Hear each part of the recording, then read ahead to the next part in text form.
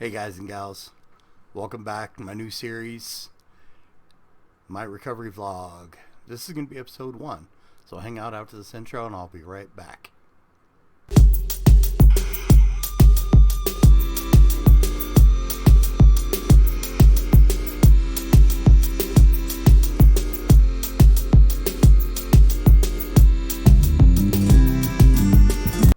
Alright, thanks for hanging out during the intro.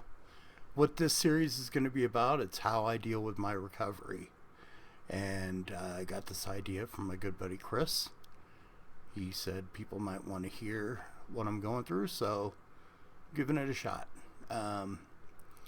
Recently, after I got my new insurance back in March, finally in June was able to see a psychiatric provider.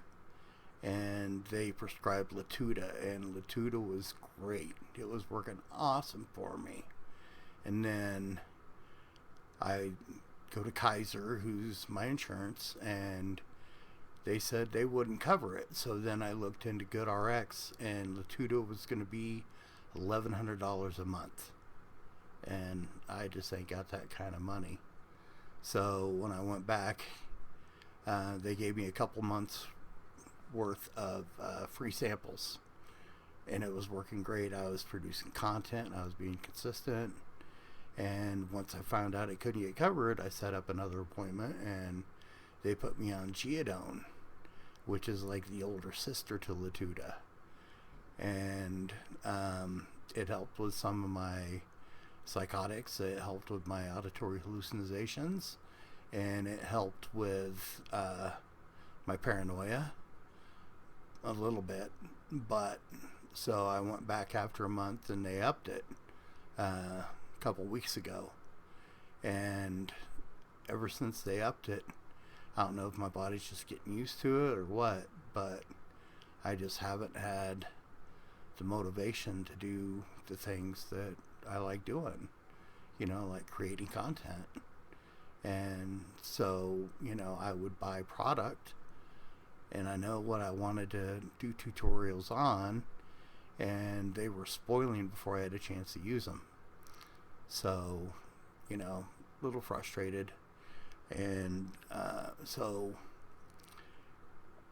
it's affected my sleep. It makes me really groggy, during the week.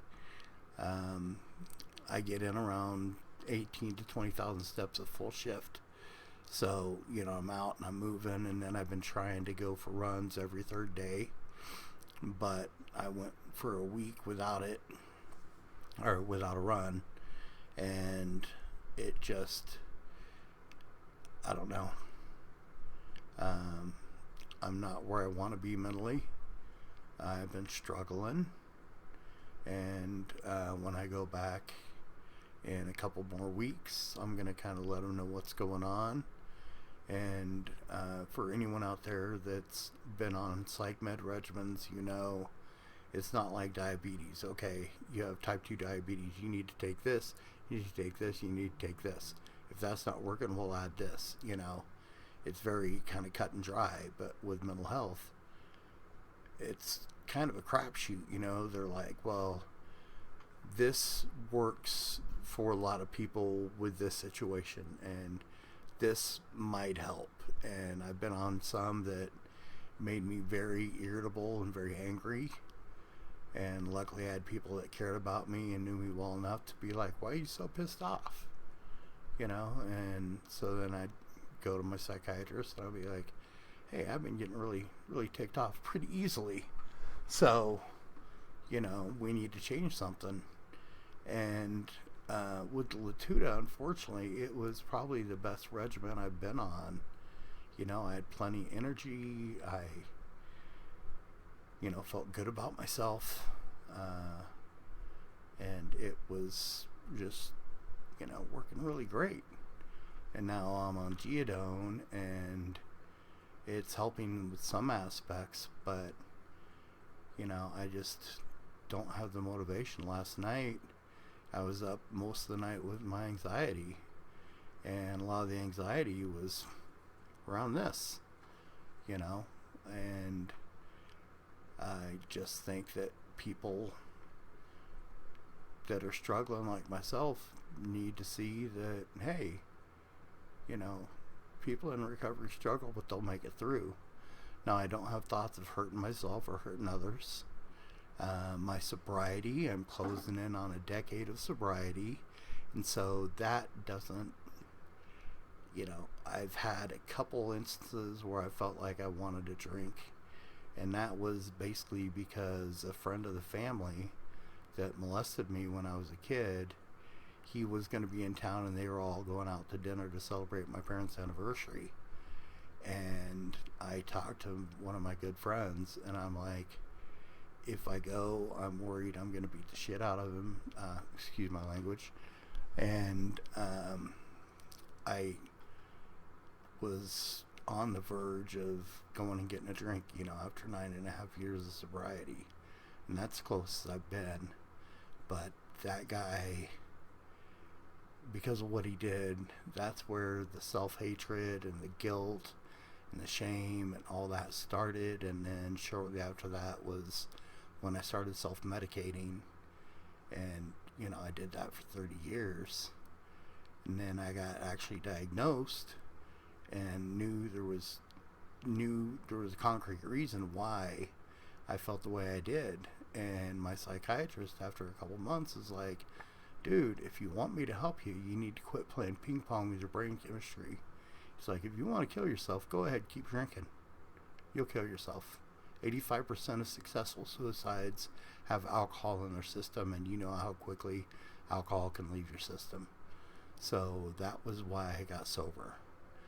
And celebrating a decade is a big deal.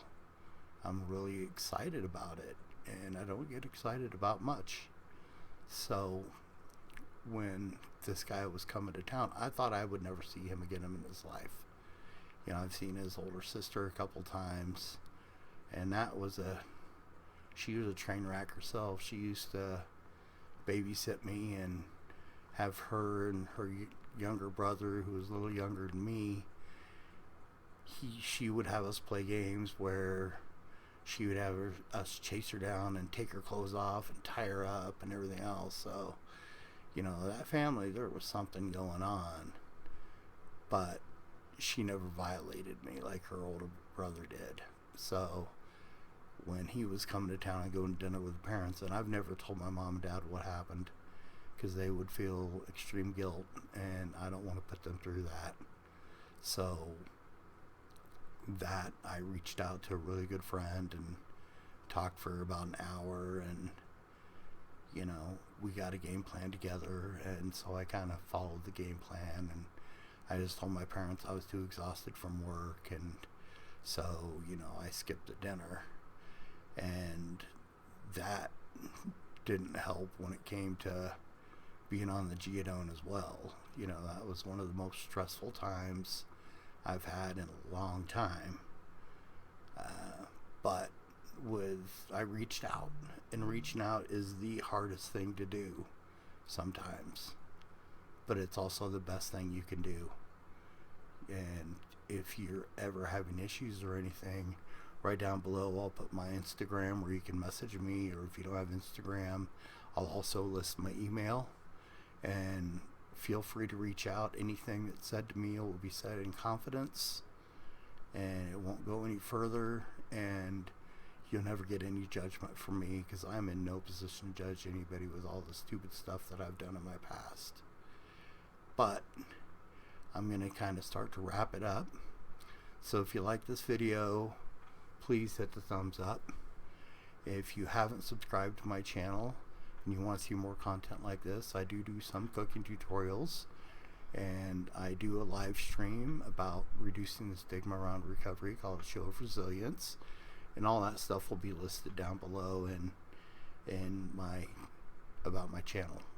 So I want to sign off by saying, guys, gals, it may be tough. It may be some of the worst stuff you're going through. You may feel like complete crap, but people care. You're worth it. And I will be here if you need to reach out.